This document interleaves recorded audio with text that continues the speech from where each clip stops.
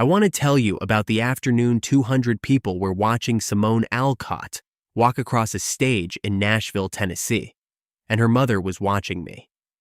I didn't notice it at first. I was in the third row of the auditorium with the rest of the family, standing when everyone stood, clapping when everyone clapped, doing the thing you do at a graduation when someone you care about has worked 4 years for one moment.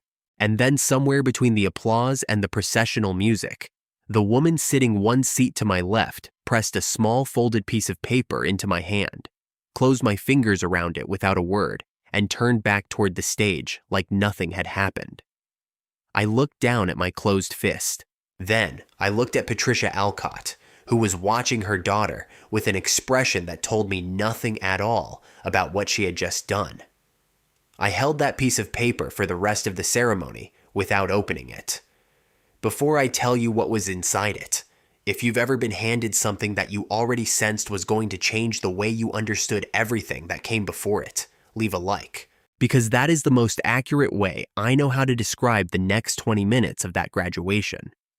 Here's what you need to know to understand why a folded note from a woman I deeply respected felt like the most significant piece of paper I had held in years. Simone and I had been friends for 6 years. We had met through a mutual friend in our mid-20s, back when both of us were figuring out what our lives were supposed to look like. She was sharp and funny and honest in the specific way that made people feel seen rather than judged. And somewhere in the first year of knowing her, I had understood that she was one of those people you do not let go of without consequence. She had gone back to school at 28 for her master's in public health. 2 years of coursework, a research thesis, a practicum, all of it folded into a life she was already living. I had watched her manage deadlines and part-time work, and the particular exhaustion that comes from building something serious, while the rest of your life does not pause to accommodate it. I had heard the late-night calls when a chapter wasn't working. I had proofread 2 sections of her thesis, not because she had asked me to, but because she'd mentioned in passing that her eyes were too tired to catch her own errors, and I had said, send it over without thinking twice. That was just how things were between us. Patricia had been at every major moment of Simone's adult life in the way that good mothers are present, not managing, just there. She was a quiet woman with careful eyes, and the kind of patience that came from having paid close attention to things for a long time. She was a retired social worker from Memphis, which meant she had spent 30 years reading rooms and people with professional accuracy. She liked me. I knew she liked me because she treated me the way she treated the few people in Simone's life she considered permanent. She asked about my work, remembered the details, followed up. She did not perform warmth. She simply offered it to people she had decided deserved it. The graduation was at Vanderbilt. The auditorium held families arranged in tiers of folding chairs, programs being used as fans despite the air conditioning, small children losing patience in the quieter stretches between the processional and the first name being called. Simone's father Raymond sat on Patricia's right. Her younger brother Theo was somewhere behind us with his girlfriend. I had driven up that morning from Atlanta, which was where I had moved 18 months earlier for work. Simone had never said don't come. I had never needed to be asked. When they called her name and she crossed the stage, Patricia reached for Raymond's arm and her eyes filled, and I did the thing I always did in moments like this with people I cared about. I watched the person more than the stage.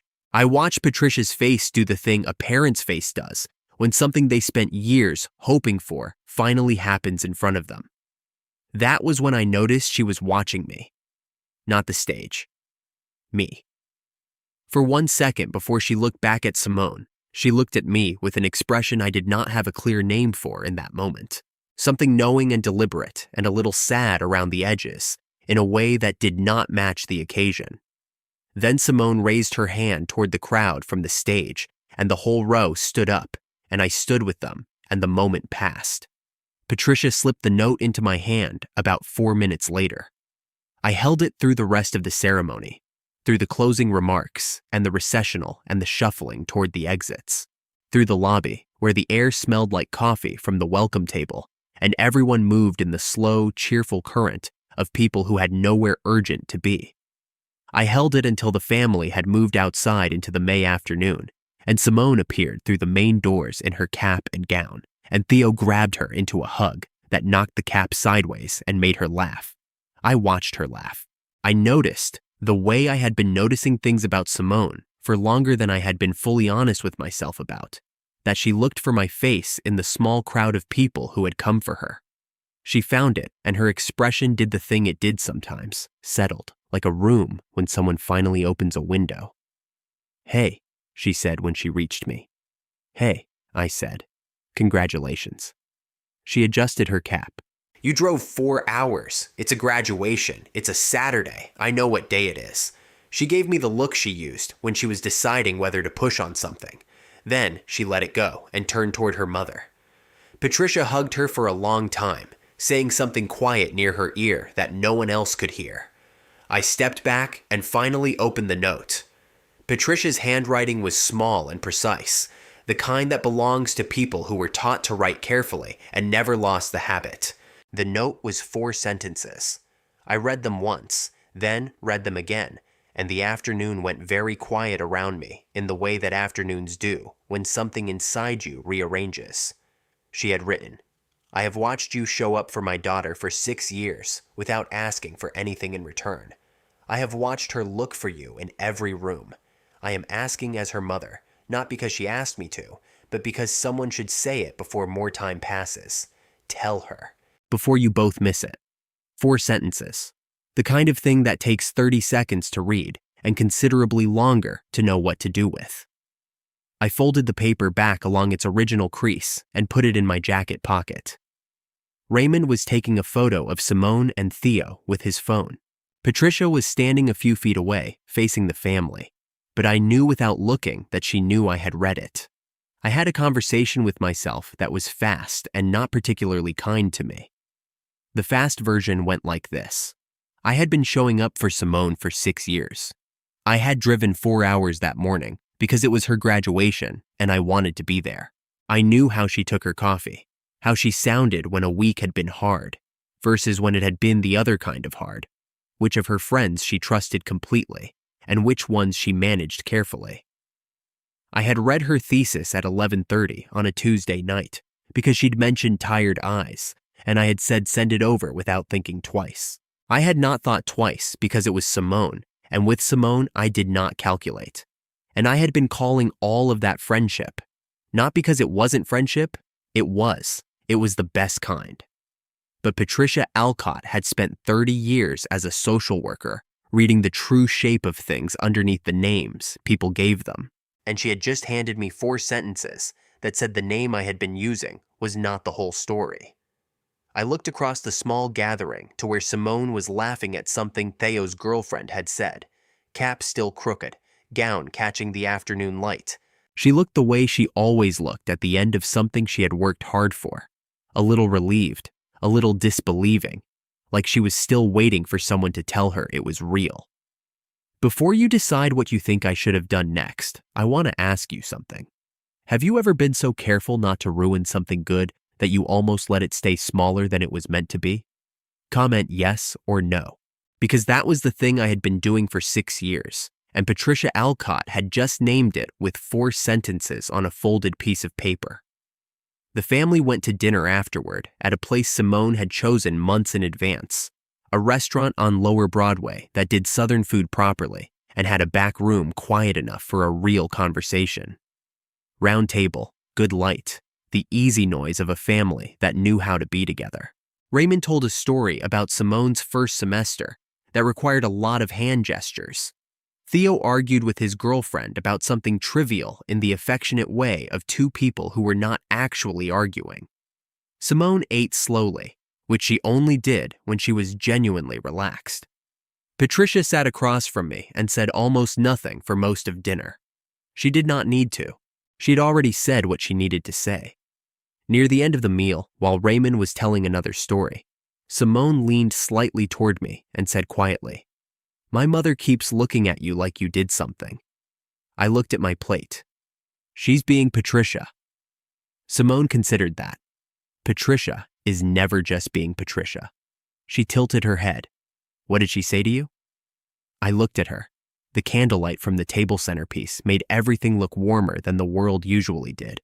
Simone waited with the specific patience she had for things she actually wanted to know. She gave me something to think about, I said. Simone's eyes stayed on mine for a moment. Then she looked at her mother, who was listening to Raymond and giving nothing away. Then she looked back at me. That sounds ominous, she said. It's not, I said. She nodded slowly, not convinced, but willing to let it rest for now. That was Simone. She did not push past the door a person left open. She waited until you were ready to open it the rest of the way yourself. After dinner, the family dispersed in the easy way of people who had done this before and would do it again. Raymond and Patricia were staying at a hotel near Vanderbilt. Theo and his girlfriend had a short drive to friends in East Nashville. Simone had her own apartment across town, and I had a hotel room I had booked the week before. Simone and I walked out together. The Nashville evening was warm and still, the kind of late May night that makes everything feel possible without requiring you to do anything about it. We stopped on the sidewalk outside the restaurant, while the others said their goodbyes nearby. She had taken the cap and gown off after the ceremony and was back in the dress she had worn underneath, dark blue, simple, the kind of thing she wore when she wanted to feel like herself rather than an occasion. You didn't have to come, she said, but I'm glad you did. I know you are, I said. She laughed. That's not humble. I'm not trying to be humble. She looked at me the way she had on the stage when she'd found my face in the crowd. The settling expression, the window opening expression. I had been seeing it for years and calling it friendship, and that had been true and also not the whole truth. And Patricia Alcott had known that and had written it on 4 sentences and pressed it into my closed hand while 200 people watched her daughter cross a stage. Simone, I said. Yeah, your mother slipped me a note during the ceremony. She stilled. Of course she did. You don't sound surprised. She looked at the sidewalk for a moment. She's been threatening to do something for about a year. She said if I wasn't going to say anything, then someone had to. I looked at her. Say anything about what? She met my eyes. Don't make me answer that. I'm asking because I want to hear you say it, I said, not because I don't know. She exhaled once, quietly, and looked at the middle distance the way people do when they're deciding whether to be brave. Then she looked back at me directly and said, about the fact that I have been in love with you for at least 3 years, and I have been very careful not to do anything about it because you are the best thing in my life as it is, and I could not figure out how to risk that. The Nashville evening stayed warm around us. Somewhere down the block, a bar had its doors open and music drifted out. A couple passed us on the sidewalk without slowing. I reached into my jacket pocket and took out the folded note. I held it out to her. She took it slowly, read it. Her jaw moved slightly when she got to the last line. Before you both miss it, she said softly. Yeah, I said. She looked up. How long? Long enough that I drove 4 hours on a Saturday without needing to be asked. Her mouth moved. Not quite a smile yet. The edge of one. That's not an answer. 3 years, I said. At least. Maybe longer. I kept calling it something else. She looked at the note in her hand. My mother is going to be insufferable about this. She earned it, I said. Simone laughed, real and quiet, and it was the sound of a person releasing something they had been holding at careful distance for longer than they should have. Behind us, Patricia said her goodbyes to Raymond and turned toward the sidewalk. She looked at us standing there, the note in Simone's hand, something in both of our faces that had not been there at the start of the evening. She looked at me for 1 second with the expression of a woman who had made an investment and was watching it pay out exactly the way she had calculated. She did not say I told you so. She did not make it about herself at all. She just smiled the small, steady smile of someone who had been patient for a very long time, and she walked with Raymond toward the hotel without looking back. Simone watched her go. Then she looked at the note one more time and folded it back along its crease. I'm keeping this, she said. Good, I said. She put it in her small bag and looked at me with the settled expression, except now it had something new in it, something that did not need to be careful anymore. "Walk with me?" she asked. "Yeah," I said. We walked through the Nashville evening without rushing any of it. She told me about the moment her name was called and how her legs had done something strange and uncertain on the steps up to the stage. I told her about the 4-hour drive and the podcast I had listened to twice because I kept missing the plot. She laughed at that, and I let the sound of it go wherever it needed to go without calling it anything other than what it was. 3 weeks later, Patricia called me. Not to check in, not to ask about Simone's new position, just to ask if I was happy. I told her I was getting there. She said that was the right speed. Then she asked if I had thanked her yet.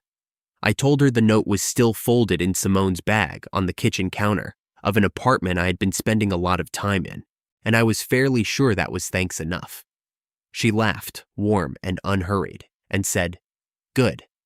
Then she said goodbye, and I heard Raymond's voice in the background asking about dinner, and she told him she'd be right there, and the call ended. I sat for a moment with the phone in my hand and thought about a woman in an auditorium in Nashville who had watched 200 people look at a stage and decided the more important thing to look at was the man one seat to her left, and what it costs a person to pay that kind of attention, and what it means when someone does it on your behalf. It means you were worth watching. It means someone saw the shape of the thing before you had the words for it. It means love sometimes needs a witness before it can become a story. If this one stayed with you, leave a like. And if you know what it feels like to have someone see you more clearly than you were seeing yourself, subscribe. The next story is already waiting. If you made it all the way here, comment. Patricia knew first.